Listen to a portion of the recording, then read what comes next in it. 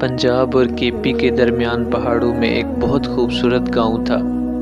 वहाँ के लोग बहुत पुरसकून ज़िंदगी गुजार रहे थे। हर शाम आसमान पर अजीब से बादल इकट्ठे होते, लेकिन वहाँ कभी बारिश नहीं हुई। फिर अचानक एक दिन शाम ढल रही थी। लोग खेतों से वापस आ रहे थे। औरतों के हाथों में मिट्टी लगी हुई थी। बच्चे मिट्टी में खेल रहे थे। चारों तरफ बादल छा गए। देखते ही देखते बारिश बरसना शुरू हो गई। बारिश इतनी जमकर बरसी कि किसानों की फसलें सैराब हो गई। लोग खुशी से झूमने लगे।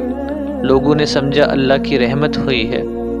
बारिश का सिलसिला जारी रहा और रहमत ऐसे जैसे कहर में तब्दील होना शुरू हो गई है।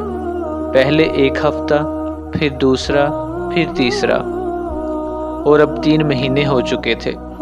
गांव की गलियां पानी से भर